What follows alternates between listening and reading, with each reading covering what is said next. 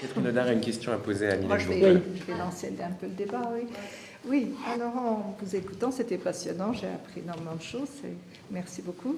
Alors, vous êtes parti d'une critique de l'autonomie au sens de Kant, et très bien. Je dirais pas vraiment. Non, c'est la manière dont Kant est lu en bioéthique, hein, c'est pas la même voilà, chose. D'accord, ok.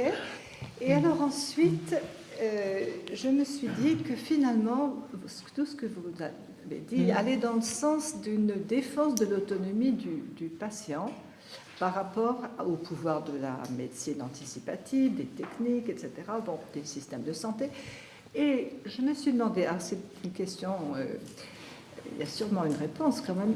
Au fond, ce que vous cherchez, c'est à démocratiser l'anticipation aussi bien. Et alors, il y a une manière de le faire, c'est de reprendre la capacité d'anticipation du patient, même fragmentée, même très, très minime. Est-ce qu'on ne pourrait pas faire dialoguer le patient et sa capacité d'anticipation, c'est-à-dire de hiérarchiser les fins, les moyens dans un temps court ou plus long, bon, et puis la médecine anticipative, parce que à ce moment-là, vous avez un système de démocratie délibérative, etc., où les choses quand même peuvent se débloquer. Parce que là il est chosifié, le patient, complètement, dans tout ce que vous avez décrit. Alors, plus ou moins, mais enfin, il est quand même... Oui, ce que je dénonce, c'est sa chosification. Voilà, exactement. Ce que je dénonce, c'est la chosification du patient, parce que ce qui me semble assez effrayant, à part en soins palliatifs, je dirais, c'est que précisément, il y a une objectification du corps du patient en médecine, alors que la promesse de la médecine anticipative, c'est de sortir de la subjection et du déterminisme corporel. Donc, il y a une contradiction interne à la médecine, comme dans toute utopie, qui a toujours sa contre-utopie. Et donc, comment faire pour que la médecine puisse se contenter de promesses tenables, ou de capacités concrètes, ce qui est tellement énorme déjà. Parce que moi, je dis souvent à mes collègues, mais vous faites tellement, pourquoi est-ce que c'est pas ça que vous présentez aux patients? Parce qu'il serait beaucoup plus, je dirais, participatif, d'une certaine manière, plutôt que de lui dire, mais tout va aller bien. Un patient, c'est lui qui souffre dans son corps. Il sait très bien quand ça va pas bien. Alors parfois, il a envie d'entendre que tout va bien quand même, mais il n'aime pas qu'on lui mente. Et donc, la dimension où chacun part de sa vulnérabilité propre, sa vulnérabilité de connaissance, mais qui est symétrique, je dirais, parce que le patient parfois a une connaissance qui n'est pas toujours dissible en contexte, mais il a une connaissance de sa pathologie. Alors on l'a vu avec les sidéens qui connaissaient bien mieux leur pathologie que les médecins, mais cette acceptation d'un départ d'une vulnérabilité avec la définition du soin comme autonomisation utopique d'une certaine manière. C'est pour ça que je parlais de l'exemple de on va le mettre au fauteuil. Moi je trouve ça magnifique. C'est déjà beaucoup quand on peut faire ça. Et moi, ce qui me semble effrayant quand je rentre dans des hôpitaux, et je l'ai vu récemment avec ma propre mère, c'est quand on fait des promesses non tenables. Oui.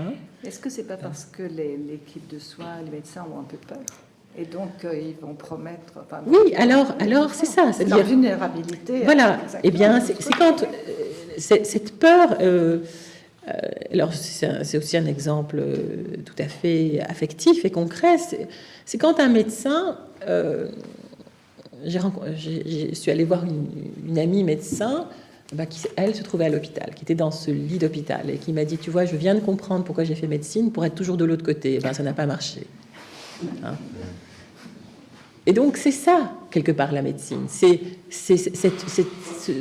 Tant qu'on reste dans ce discours de l'utopie, il y a une espèce de construction mensongère de l'autonomie qui nourrit un certain débat politique. Et qui me dérange beaucoup. Voilà. Donc c'est ça ce que ma question, c'était est-ce qu'on ne peut pas démocratiser cet usage de... J'avais aussi l'impression dans votre intervention que ce que vous critiquiez beaucoup, c'était la notion de risque. Non, d'évaluation du risque. Voilà, mais disons que c'est l'usage des statistiques qui consiste essentiellement à extrapoler à partir de la collectivité vers un individu, et qui, à mon avis, mais ça c'est à vous et notamment à Catherine Audard de contester ce que je vais dire, procède plus d'une logique utilitariste que néolibérale, parce que ou libérale, parce qu'à mon avis... libéral, j'aimerais bien. Parce que ce qu'on fait dans ces cas-là, c'est qu'on tend à standardiser l'individu et à concevoir son avenir à partir de ce que l'individu moyen, à partir de l'avenir de l'individu moyen, et d'une certaine façon à ignorer sa singularité. Alors que il me semblait que l'idéal de l'autonomie que vous défendiez toutes les deux, d'ailleurs, je pense que vous rejoignez assez bien, comme l'idéal de l'individu qui pose souverainement ses fins singulières, c'est plutôt un idéal libéral pour le coup. Donc est-ce que la tension ne se situe pas entre libéralisme et utilitarisme? Voilà. Oui, tout à fait. Tout à fait. Et c'est pour ça que le libéralisme, ça reste une utopie de la médecine. Enfin, je veux dire, d'une certaine manière, il y a certains outils d'évaluation en médecine qui empêchent la médecine d'être libérale. Et précisément, le fait qu'aujourd'hui, beaucoup de projets soient d'abord évalués par des statistiques de santé publique me semble problématique. Qu'une collaboration soit très importante entre la santé publique et la médecine, certainement, mais pas qu'il y ait une inversion des rôles, si je puis dire, en termes de prédiction politique ou de prédiction économique de la médecine. D'ailleurs, beaucoup de médecins disent en souffrir, d'une certaine manière, parce que ce qui est problématique, c'est la manière, et j'ai un étudiant qui vient de finir une thèse à ce propos, on parlait de responsabilisation de l'État-providence par rapport à l'accès aux soins des patients. Bon, alors ça, c'était un peu essentialisant. C'était un peu... Les Américains nous critiquaient en disant ça fait de tout un chacun des assistés. Mais en même temps, aujourd'hui, on est dans un modèle néolibéral où on renvoie la responsabilité et de la maladie et de la guérison au patient lui-même, alors qu'il est en état de vulnérabilité. Et on lui dit que c'est par respect pour son autonomie. Hein? Moi, j'ai l'impression qu'on aimerait faire ça, mais qu'on n'y arrive pas parce qu'il y a quelque chose d'essentiel qui échappe, qui est la heureusement intime de souffrance à souffrance, d'humain qui a échappé à la souffrance ou qui espère, en tant que nous, échapper à la souffrance, ou alors a été malade petit et espère réparer ce qu'il a été. Oui, il y a quelque chose de l'essentiel de notre identité de soignant qui échappe au modèle. Et qui se retrouve dans la relation. Et peut-être que le problème, c'est qu'on ne veut plus essayer de penser ça, de modéliser ça. On a un désir collectif, que ce soit l'administration, les médecins libres, d'avoir un modèle fini qui permette de penser le... Et universel surtout. Parce que si vous posez votre question... Excusez-moi. Si vous posez votre question par rapport à ce qui se développe de plus en plus, puisque nous vivons longtemps, des pathologies chroniques, qui font que l'éducation du patient devient un concept extrêmement important, où précisément la collaboration entre le soignant et le patient développe une autre forme de relationnalité. Oui, mais ça pourrait exister c'est-à-dire que l'éducation thérapeutique du patient, ça a sa place, mais ça ne résume pas... Alors moi, je ne dis pas éducation, oui. Oui. Ce que je veux dire, c'est qu'on essaye par des modèles qui permettraient d'avoir le même langage entre les administratifs et les médecins, de finir les choses. C'est-à-dire comme s'il n'y avait pas des espaces non modélisables et pour les uns et pour les autres. C'est-à-dire que ce qui est en commun devrait être le tout. Et finalement, on renonce... Ça s'appelle la gestion. La technocratie. Oui. Mais vous avez tout à fait raison. C'est voué à l'échec d'emblée. Ça ne peut pas marcher. C'est voué à l'échec des deux côtés. C'est voué à l'échec des deux côtés. Et donc, c'est pour ça que moi, j'ai beaucoup de résistance. Pas vraiment des médecins. Les médecins sont tout à fait... avec moi, ils me disent, oui, mais en même temps, il faudrait que tu modélises ça. Ça ne suffit pas de le dire. Je dis, oui, mais ça, c'est pas mon métier. Et puis, de toute façon, d'autres l'ont fait. Mais pour l'administration, on m'a dit, Mais c'est un modèle marxiste, ce scène. Ah, je dis, mais effectivement, ça n'a pas la même couleur politique que le modèle d'evidence-based medicine, qui est en fait une pensée magique. Hein. Pour moi, ça fonctionne vraiment comme une pensée magique. Et on a énormément d'heures de réflexion éthique avec les médecins qui sont très, très sensibles à ça, heureusement, qui ont beaucoup de résistance, parce que dès qu'ils sont en stage, ils voient très bien que ces théories ne fonctionnent pas. Hein, et qui veulent pouvoir utiliser leur imagination éthique pour construire des alternatives. Et ils le font, tant qu'on les laisse faire. Peut-être qu'on peut revenir aussi sur la discussion qu'on avait eue à la fin de l'intervention de Catherine Audard sur la dignité. Et moi, j'aurais une question éventuellement, parce que cet idéal du sujet humain capable de poser ses fins est un bel idéal. Le problème, c'est que ça reste une vision... ça reste une vision substantielle de l'être humain, c'est-à-dire que ça suppose une certaine perfection, une certaine idée de ce qu'est l'homme dans sa perfection. Voilà, donc ma question est là, c'est-à-dire est-ce que finalement c'est pas une conception qui tend à se retourner contre les plus vulnérables? Donc on revient à notre question. Oui, mais parce que vous comprenez un peu l'anticipation comme maîtrise, et moi je ne la vois pas comme maîtrise totale de l'action, hein, c'est ça. L'anticipation, c'est de l'ordre de la rationalité, hein, c'est-à-dire que je vais être capable simplement d'analyser les objectifs que j'ai et de les hiérarchiser dans le temps, c'est-à-dire je vais faire en premier les choses qui peuvent avoir un succès et des conséquences pour des fins secondaires, etc., etc. Donc, c'est pas du tout une maîtrise du risque, ni de rien de tout ça.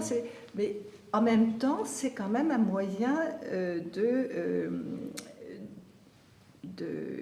d'agir et d'avoir des succès relatifs, avec des conséquences qu'on peut utiliser. Vous voyez, c'est modeste, hein, c'est ça. Alors moi, j'ai peur que vous ayez une conception quand même maximaliste de l'anticipation. C'est possible, c'est pour ça que même un patient, voilà, comme vous en parlez, en fin de vie, etc., on peut l'aider. Enfin, vous avez cité les exemples de plans de vie qui sont proposés, même pour quelqu'un qui est en fin de vie. Enfin, il y a des choses à faire tout le temps. Parce que nous ne sommes pas des êtres instantanés, si vous voulez. Nous ne sommes pas des êtres complètement sans mémoire. Enfin bon, malheureusement, il y a un moment limite où ça arrive. Enfin bon. D'accord, mais même en ayant tel que vous l'avez formulé, oui, et sans doute de façon plus modeste que la mienne, oui, est-ce que quand même cette vision de l'être humain, c'est pas un peu une vision exemplaire, c'est-à-dire que d'une certaine façon, c'est l'être humain tel qu'il marche le mieux, quoi, tel qu'il fonctionne le mieux. Idéal. Voilà, parce que certains individus sont peut-être pas capables de se... Alors pourquoi choisir cette conception de l'être humain idéal plutôt qu'une autre? C'est bien parce que on a au départ une conception empirique. C'est bien parce qu'on a vu, c'est bien parce qu'on a identifié cette capacité empirique et qu'on l'a portée au nu et qu'on en a fait une capacité morale au départ. Voilà. Vous voyez ce que je veux dire? Je suis pas d'accord. Mais c'est juste une question qui me passe par la tête. Oui, c'est comme les arguments qui disent il y a des cultures dans lesquelles les gens n'ont pas le sens du temps, ils vivent dans l'instant, ils sont hédonistes, etc. Enfin, je veux dire, ça tient pas la route. Ça, c'était les colonisateurs qui voyaient... Oui, mais pourquoi identifier cette capacité-là? Vous voyez ce que je veux dire? Plutôt qu'une autre, parce que l'être humain a plein de capacités. Parce que c'est une capacité absolument centrale pour vivre une vie bonne, une vie qui a un sens. Enfin, je ne sais pas, ça c'est fondamental, c'est existentiel. Vous employez le terme existentiel, je crois que vous avez tout à fait raison. Enfin, moi, je suis d'accord avec vous jusqu'à un certain point, parce qu'on n'est pas que des êtres rationnels. Et que l'anticipation, c'est pour ça que je parlais de désir, il y a aussi beaucoup d'affect. Et donc, c'est toujours cette articulation qui fait que, précisément, l'anticipation, elle ne peut pas se concrétiser rationnellement parce que on anticipe aussi avec son désir. Oui, c'est le problème de l'acrasia, de la Voilà, faiblesse de la tout à fait, volonté, tout à etc. fait. Bien sûr. Et puis j'ai pris l'exemple du marshmallow, Oui. de l'enfant qui ne peut pas résister à la gratification immédiate, bien sûr. Mais enfin, en même temps, j'ai parlé de développement de soi. Quand on se développe, on apprend à négocier ses désirs immédiats et à anticiper. C'est quand même... c'est pas l'être humain exemplaire, c'est pas l'être humain idéal, c'est l'être humain qui fonctionne. Mais c'est quand même l'être humain normé dans une société capitaliste, parce que même si je veux pas idéaliser, comme vous le disiez, les sociétés primitives, c'est effarant. Mais enfin bon, Lévi-Strauss a beaucoup parlé de cette conception du temps aussi chez eux. Il y a d'autres modèles de fonctionnement. Bien sûr. Hein, et donc, dire que le modèle de fonctionnement rationnel serait seulement celui-là, je sais pas, je pense même à un auteur comme Lafargue sur le droit à la paresse, qui remet en question cette idée en montrant comment les fondements religieux de la privation et de la récompense, etc., ont structuré notre rationalité. Notre rationalité, elle n'émerge pas d'un monde des idées. Donc il y a toujours ces deux dimensions qui travaillent et qui font que l'utopie, d'une certaine manière, ce qui est merveilleux, c'est qu'elle est dans le devoir-être, mais dès qu'on la réalise, elle se transforme en cauchemar. Hein? On ne voudrait pas vivre avec des êtres purement rationnels, en tout cas pas moi. Moi, j'aimerais que les gens soient un peu plus rationnels. Oui. J'avoue que je me sentirais quand même un peu mieux. Oui, oui, d'accord. Pour les plus vulnérables, ça vaut mieux. Oui, oui, oui. Voilà. Oui, je crois que... Je pense que surtout en ce moment. Ah, surtout en ce moment, oui. Non, je ne parle pas de la folie rationalité. meurtrière, de la terreur. Hein. Au tout début de l'exposé, parce que je trouve qu'on a un peu zappé le contenu de l'anticipation. On a commencé à dire que l'anticipation, c'était le critère, au fond, que c'était plan, planification, enfin, je pense surtout à la présentation de Paul Loup, que c'était au fond un critère d'autonomie, un critère de dignité, etc. On a assez vite passé sur ce que c'est que l'anticipation. Sinon, c'est quelque chose dans le temps. J'ai beaucoup aimé, Catherine, ta partie sur le développement. Encore, c'est resté un tout petit peu en embryon. Oui, bien sûr. Embryonnaire, en sens Bien sûr, oui. Moi, j'ai vécu une expérience assez forte parce que je m'occupe de malades atteints de la maladie de Charcot. C'est-à-dire, là, vraiment, on ne peut pas échapper à l'anticipation, puisqu'ils vont mourir. C'est une maladie neurodégénérative très rapide, où ils savent tous qu'ils vont mourir bientôt, et où il faut anticiper malgré tout. C'est-à-dire anticiper notamment la question de la trachéotomie, puisque c'est la mesure ou la non-trachéotomie, c'est-à-dire le choix. Quand on parle d'anticipation, c'est quoi? Qu'est-ce qu'on va anticiper? Mourir ou pas mourir? Prolonger sa vie ou pas prolonger sa vie? C'est intéressant de dire quoi? On anticipe. Oui. Deuxièmement, pourquoi? Et ensuite, pour qui?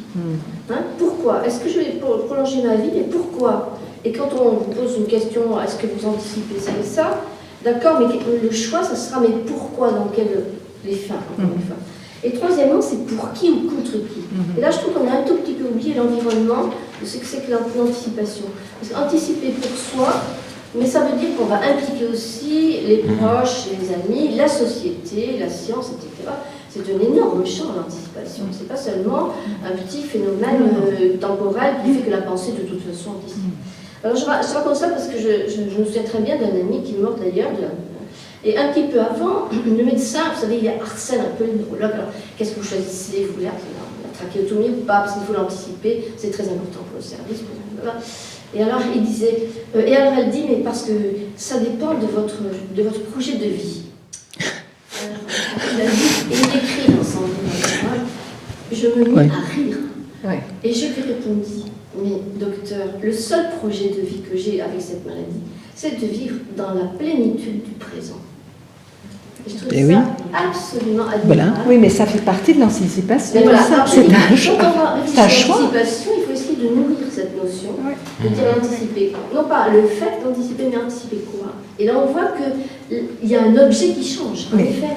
Et ça, c'est intéressant, parce que c'est l'évolution dont tu parlais. Voilà. Et anticiper quoi, anticiper pourquoi, pour quelle fin, etc. Et pour qui, et contre qui, parce que ça implique en effet beaucoup de choses. Alors, moi, j'aurais aimé, j'aimerais qu'on continue à nourrir un peu cette idée d'anticipation. Oui, mais je pense que, en donnant par exemple, quand je parlais de capacité, c'est un petit peu de ça dont je parlais, parce que quand on prend en considération précisément le désir du patient, et à ce moment-là, ça peut être d'être dans le présent, ou de se projeter dans l'avenir, etc. Donc, précisément, le moment de la décision, on doit le repenser à partir du concept d'anticipation. Parce qu'aujourd'hui,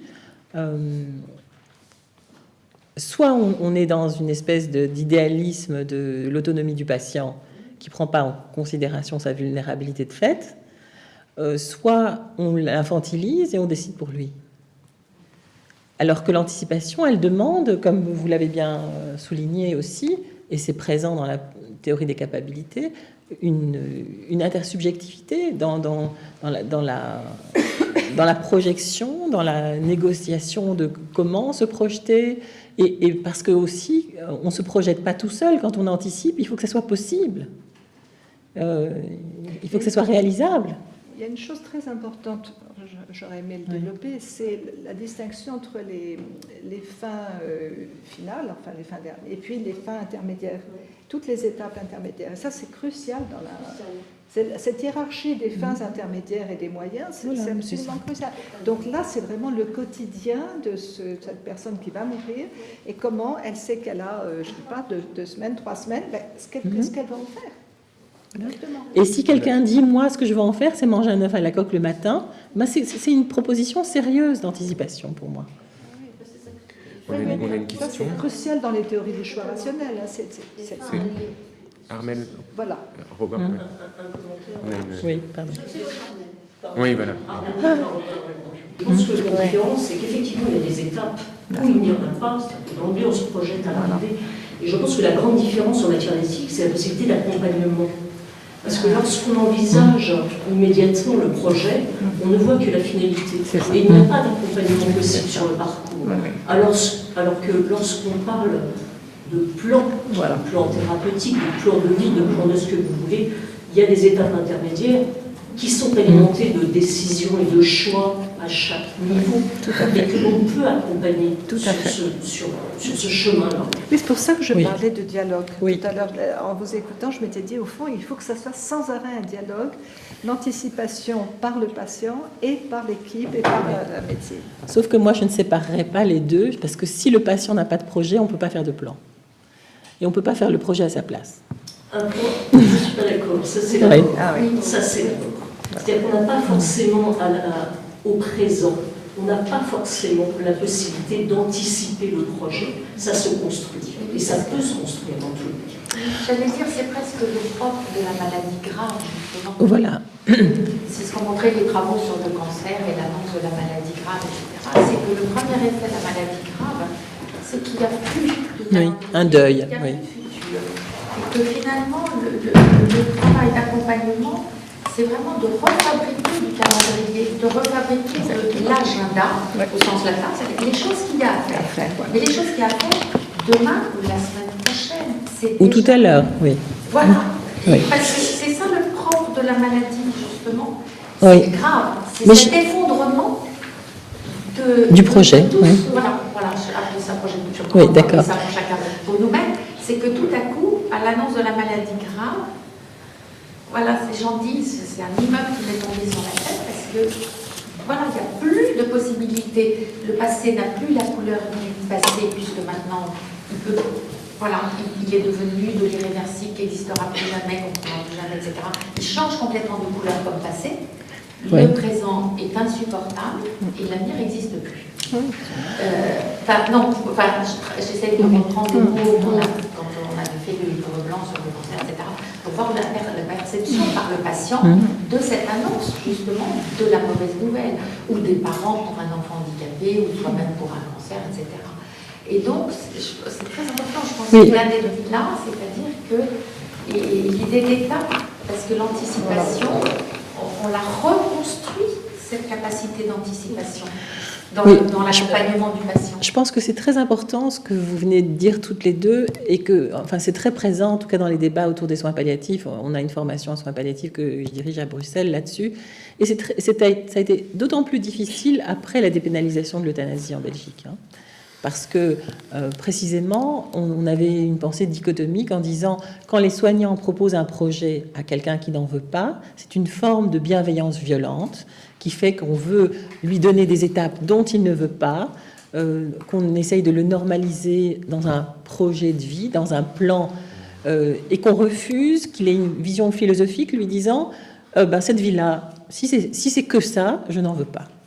Et donc, on a fait énormément de travail sur ça. Et le plus important avec les équipes soins palliatifs, c'était d'intégrer l'idée que même en soins palliatifs, le refus de soins ou la demande d'euthanasie devait être audible. Pour que précisément ce que vous soulignez, qui me semble fondamental, ait du sens. C'est-à-dire que le choix restait ouvert. Parce que les équipes de soins palliatifs en général disaient oui, mais nous, c'est une alternative. Et donc ceux qui viennent en soins palliatifs, ils doivent savoir que nous, on va les accompagner. Et qu'on les accompagnera jusqu'au bout. Et les patients demandaient toujours, oui, mais qui c'est qui va décider? C'est quand le bout? Vous voyez? Donc je pense que vous soulevez quelque chose de très, très difficile à modéliser. Nous, la seule manière qu'on a trouvée, c'est de dire que les soins palliatifs ne devaient pas exclure la possibilité de demande d'euthanasie, même si c'était renvoyer le patient dans un autre service. On va prendre une dernière question. Anne-Claire de Couy. Un des problèmes, il me semble, de l'euthanasie, qui est établi en Belgique, c'est qu'il interdit le désir de soigner, finalement. On doit accueillir la demande comme une volonté et ne pas répondre par son désir de soigner. C'est-à-dire que la demande n'est plus de la confrontation des désirs, c'est l'énonciation d'un désir qui doit être accueilli en tant que tel et ne doit pas être confronté au désir de soigner. Alors, je pense que c'est beaucoup plus compliqué que ça et qu'on est dans une difficulté. Je ne vais pas refaire le débat sur l'euthanasie entre la Belgique et la France. J'ai déjà eu l'occasion d'en débattre avec les législateurs français et belges. Mais ce qui me semble important, c'est qu'on puisse se dire que ce n'est pas une logique du ou. Hein, c'est-à-dire qu'il est clair dans la législation belge qu'un médecin n'est jamais dans l'obligation morale d'accepter une demande d'euthanasie. C'est-à-dire que c'est pas un service où un patient a un droit et que le médecin exécute. Il y a une clause extrêmement importante qui est la liberté thérapeutique, et le médecin qui ne veut pas pratiquer l'euthanasie ne peut pas aller contre son intuition morale. Ça, c'est fondamental. Mais dans le sens inverse, on a eu des cas, et moi ça m'a aidé aussi dans la manière dont j'ai pensé la question. On avait des cas essentiellement en néonatologie où on pouvait anticiper que l'enfant allait mourir. On savait que c'était entre 3 et 5 mois, on savait la dégradation et la souffrance que ça allait entraîner, et on avait des médecins qui interdisaient aux parents d'intervenir dans la décision, qui disaient c'est une décision médicale, si vous n'êtes pas capable d'assumer la souffrance de votre enfant, on ne vous laisse plus entrer en salle, et ça a créé d'énormes souffrances. Il y a même il y a eu un suicide d'une mère, il y a eu une infirmière qui a adopté un enfant après le décès d'une mère. Enfin, il y a eu des histoires tellement épouvantables que je me suis dit, là, il y a vraiment c'est vraiment des choix philosophiques tellement forts qu'on ne peut pas les régler par un consensus ni moral ni juridique. Et on doit alors décrire des situations empiriques d'accompagnement où chacun doit pouvoir penser sa bienveillance dans sa limite. Et il y a un moment où la bienveillance peut être violente. Hein ? C'est ça que je veux dire. dis pas qu'il faut opposer toujours la bienveillance au désir de mort ou d'arrêt. C'est pas du ça que je dis. Je dis que dans l'énonciation du fait que la demande d'euthanasie est une volonté, on nie le fait que le désir, que la décision de soin naît d'une tension entre deux désirs, qui est le désir d'arrêter les soins et qui est le désir en face de soigner ou de ne plus soigner. C'est qu'il n'y a pas de vérité en dehors de la tension entre ces deux désirs. Voilà, ça je suis bien d'accord. Énoncé par la loi, effectivement, énonce que la bienveillance est violente, alors qu'elle empêche la tension entre les désirs, qui énoncera soit un arrêtement, soit une euthanasie, alors, soit pas sur autre chose. Là, c'est plus une question d'éthique, c'est une question juridique. Et pour moi, il est clair que ces questions ne doivent pas être réglées par le juridique. Et beaucoup de médecins belges aussi disaient c'est quelque chose qu'on veut négocier soit avec les parents, soit avec le patient, et prendre des décisions cliniques qui soient validées, qui soient explicitées, qui soient argumentées. Mais on ne veut pas précisément que le juridique nous dise a priori ce qui est bien ou ce qui est mal, parce qu'on retournerait dans une position totalitaire où c'est l'État qui décide du bien. Alors il fallait justement que ça puisse être autour du juste et pas autour du bien. Et ça, c'est très rawlsien. Et donc, si vous regardez le texte de la dépénalisation, qui n'est pas une légalisation, vous avez plusieurs options possibles. Et moi, je me suis battue en Belgique quand on a fait cette dépénalisation pour qu'en même temps soit votée, ça a été voté à quelques mois près, une loi assurant le droit aux soins palliatifs et la loi sur les droits des patients, pour que les options et la multiplication des possibles fassent que tous les gens qui avaient témoigné au Sénat et sur lesquels on ne pouvait pas faire un consensus procédural sur quelle était la bonne décision, puissent être représentés et appliquer un outil juridique ou l'autre. Alors, ça a fonctionné au départ, dans les années 2000, et puis après, on a eu cette évolution vers l'euthanasie pédiatrique juridique, pour laquelle moi je suis sortie du comité d'éthique nationale. Parce que on était vraiment dans une confrontation impossible entre le principe de vulnérabilité qui était multiple, celui des enfants, des parents, des soignants, des enfants, etc., et puis un texte juridique qui était beaucoup trop rigide.